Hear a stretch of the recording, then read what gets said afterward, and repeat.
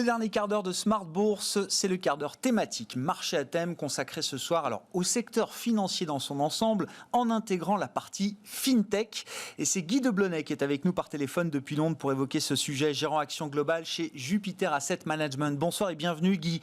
Merci beaucoup d'être avec nous. Effectivement, on regarde avec vous le secteur financier, bancaire au sens large, les banques traditionnelles et les FinTech. Et c'est vrai que c'est intéressant de voir d'ailleurs le rapport de force ou le match boursier qui a changé un petit peu de visage, puisque le secteur bancaire en Europe, mais ailleurs dans le monde, est un des meilleurs performeurs de cette première partie d'année 2021, tandis que les grandes fintech cotées notamment sont un peu plus à la peine. Qu'est-ce que vous dressez comme constat à ce stade de ce match entre les banques traditionnelles et les fintech et les éléments rationnels d'explication qu'on peut mettre derrière, Guy?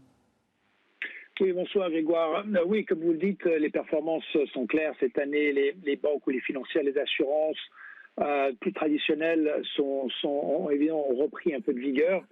Je pense que par rapport en tout cas au FinTech, il est clair que 2020 était une année pandémique où la construction d'infrastructures et la demande en ligne a vraiment mis un support au FinTech, mais surtout les entreprises traditionnelles ont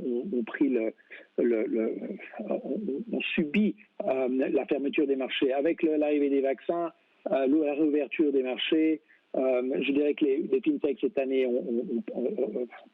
sont en pause, reprennent du souffle, et les entreprises traditionnelles reprennent de la valorisation, c'est-à-dire qu'elles recommencent à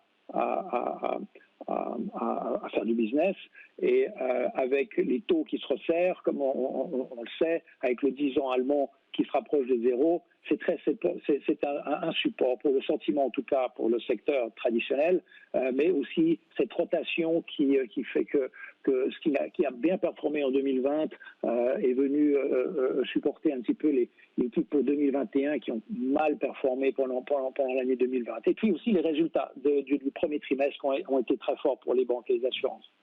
Est-ce que c'est juste un facteur circonstanciel d'une certaine manière, Guy? Vous dites les fintechs sont en pause, la pontification de la courbe des taux profite mécaniquement au titre du secteur bancaire. C'est juste circonstanciel, ou il y a quand même l'idée qu'à un moment peut-être les investisseurs pourraient regarder d'une manière un peu différente qu'ils ne l'ont fait ces dernières années les modèles bancaires traditionnels qui évoluent? Il y a quand même certaines banques qui essayent de se projeter dans l'avenir numérique ou digital notamment, et à ce qu'à l'inverse, là aussi, le marché regardera peut-être les fintech avec un œil différent après la crise pandémique, le côté stay at home.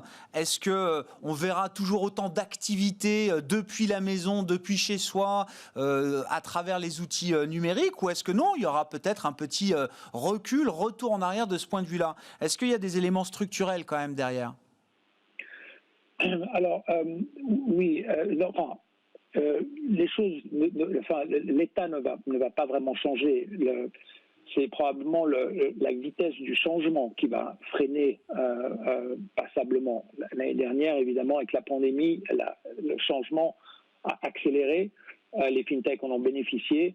La croissance de la vente en ligne a été exponentielle en 2020, elle va freiner en 2021, elle va continuer à freiner, mais elle restera toujours très saine, cette croissance du passage de vente en ligne. Mais comme je dis, ça reprend son souffle. Les taux qui remontent, évidemment, si vous avez un horizon de 5 ans pour des investissements en technologie, certains d'entre eux ne sont pas encore profitables, le coût de la dette qui augmente met pression sur les marges sur le long terme, donc les valorisations doivent être revues à la baisse. Alors c'est pour ça que je parle d'essoufflement, ou enfin de reprise de souffle, parce que l'histoire sur le long terme n'a pas changé, mais l'appétit de risque par rapport à la montée du coût de la dette a mis un frein à la progression des valorisations. Comment est-ce qu'il faut regarder aussi la pression réglementaire aujourd'hui, Guy? Alors bon, sur les banques traditionnelles, le gros semble passer, mais est-ce qu'il faut s'attendre à une nouvelle vague de réglementation? Et puis, surtout au sujet des fintech. Alors, on voit une pression réglementaire qui est très forte, par exemple, en Chine. Est-ce que ça reste spécifique aux acteurs chinois des technologies financières? Est-ce que c'est un sujet qui va devenir un peu plus global? Alors, le cas de la Chine est assez particulier parce que évidemment, c'est une population plus jeune, c'est une population qui est pratiquement en ligne. La génération X et génération Z est déjà pratiquement au contrôle du jour au jour en Chine. Surtout au niveau à la proportion de la profitabilité ou des revenus en tout cas de certains de ces géants en ligne. Et le problème, c'est que tous ces business traditionnels sont encore en main étatique, perdent énormément de business.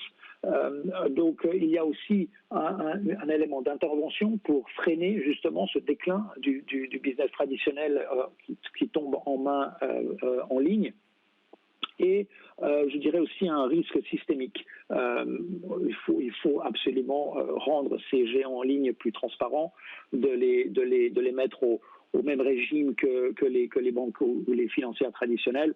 Et si on rajoute encore sur cela l'élément de redressement de cette politique monétaire qui n'a finalement pas été mis en place déjà depuis 2 ans, donc les Chinois n'ont pas imprimé d'argent depuis 2 ans, donc ils n'ont pas eu besoin d'effectuer de stimulus quelconque. Donc il y a tous ces éléments-là qui font que les Chinois sont peut-être quelques années en avance maintenant sur ce qu'on pourrait peut-être imaginer voir pour les marchés du côté de l'Ouest.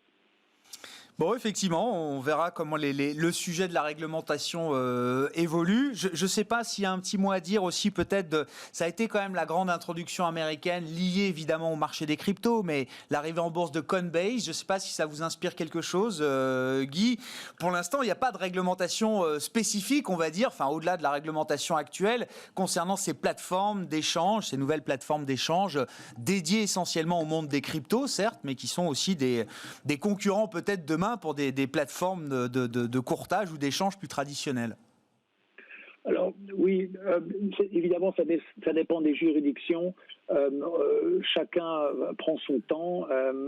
Les banques centrales se mettent une à une, une après l'autre, à annoncer leur projet de monnaie digitale.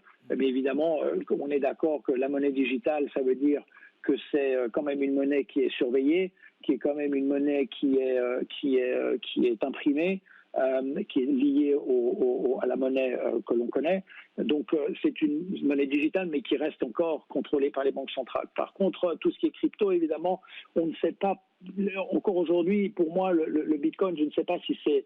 à mon avis, ça n'a pas été créé pour être un moyen de transaction, mais plus un moyen de protection, c'est-à-dire un store of value, une espèce d'alternative à l'or pour pouvoir se protéger d'éléments inflationnistes ou même des actions comme les banques centrales qui impriment et qui dévalorisent leur monnaie. Donc oui, ça m'inspire parce qu'il y a quand même des alternatives qui se mettent en place, mais c'est encore très flou de savoir où est-ce qu'on va. Merci beaucoup Guy, merci pour vos remarques, votre éclairage sur ce secteur financier au sens large. Les fintechs sont comprises désormais dans ce secteur financier avec les acteurs traditionnels. Guy Blonnet qui était avec nous par téléphone depuis Londres, gérant Action Internationale chez Jupiter Asset Management. Ainsi se termine Smart Bourse ce soir. On se retrouve demain en direct à 12h30.